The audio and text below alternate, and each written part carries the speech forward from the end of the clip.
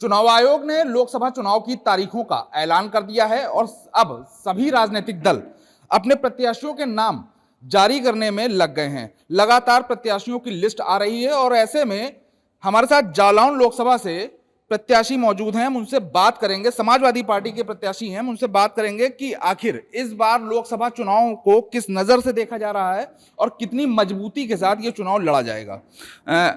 Sir, ये बताइए कि इस बार जो लोकसभा है आपकी, वहां से आपको प्रत्याशी समाजवादी पार्टी ने बनाया है, बीजेपी के सामने कितना मजबूत समझ रहे हैं? पहले तो मैं आपको बहुत बहुत धन्यवाद देता हूं। भारतीय जनता पार्टी के जो भी प्रत्याशी माननीय भानु प्रताप वर्मा जी, चूँकि वे काफ़ी लंबे अरसे से सांसद रहे, कई टर्म सांसद रहे हैं, उनकी कार्यशैली जो भी है, पूरे लोकसभा क्षेत्र में उनकी कार्यशैली से लोग संतुष्ट नहीं हैं। और मैं पूरे दावे के साथ कह सकता हूं कि पूरा लोकसभा क्षेत्र के सभी लोग हमारे साथ हैं और हम निश्चित रूप से इस चुनाव में विजय प्राप्त करेंगे। देखिए, साथ होने की बात तो भारतीय जनता पार्टी भी कर रही है, जनता किसके साथ है ये कैसे पता चलेगा? अब ये तो लोगों का जो हमें आशीर्वाद, जहाँ जहाँ हम जा रहे हैं उनका आशीर्वाद प्राप्त हो रहा है। इससे हम लोगों को महसूस हो रहा है कि लोगों का मन अब की बार सरकार बदलने का है, क्योंकि सरकार तमाम महंगाई और भ्रष्टाचार से परेशान है, नौजवान परेशान है, किसान परेशान है। इसलिए हम लोगों को, हम जहाँ भी जाते हैं, हमारे साथी जाते हैं, हमारे संगठन के लोग जाते हैं, तो वो लोग जो है इस सरकार के बारे में चर्चा करते हैं और बदलने की बात करते हैं। बीजेपी कह रही है इस बार 400 पार, क्या लग रहा है? अब ये तो उनका अपना कहने का तरीका है। वो 4 से पार कहें चाहे 5 से पार कहें, लेकिन ऐसा कुछ है नहीं। और उन लोगों को तो अपनी बात कहने, झूठी बात कहने की एक आदत सी पड़ गई है कि हम इतना ये करेंगे वो करेंगे, लेकिन कहीं कोई काम नहीं होता। ये सब फर्जी बातें हैं और निश्चित रूप से अब की बार भारतीय जनता पार्टी बुरी तरीक़ा से परास्त होगी। 400 पार कह रही है, लेकिन क्या 400 पार होगा ये नहीं पता चल रहा है। अब वो तो क्या 4 से पार करना चाहती, महंगाई 4 से पार करना चाहती है कि डीजल पेट्रोल 4 से पार करना चाहती है। तमाम ऐसी चीज़ें हैं जो अब वो अपने मन में क्या पाले हैं, हम लोग तो इसका कोई बात नहीं करते हैं। सपा कांग्रेस का जो गठबंधन है उत्तर प्रदेश में, क्या लग रहा है यूपी के 80 सीटों पर कितना कारगर साबित होगा?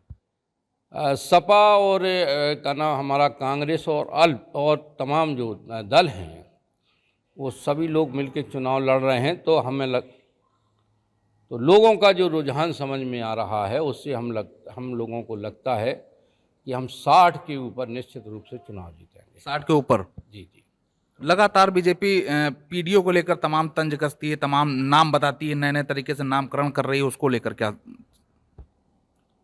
पीडीए तो ये है कि इस देश के जो दलित पीड़ित शोषित समाज हैं, पिछड़े वर्ग के हैं, अल्पसंख्यक है, किसान भाई हैं, सामान्य वर्ग के भाई हैं, जो सभी पीड़ित हैं, तो वो पीडीए से संबंधित लोग हैं। और पीडीए कोई ऐसा वो हुआ तो नहीं है जिससे लोगों को ये बुरा लगता हो, लेकिन चूँकि पीडीए सभी लोगों का है, सभी वर्ग विशेष का है, जात धर्म का है और सभी लोग उससे जुड़े हैं पीडीए से, तो इसमें कोई बात नहीं।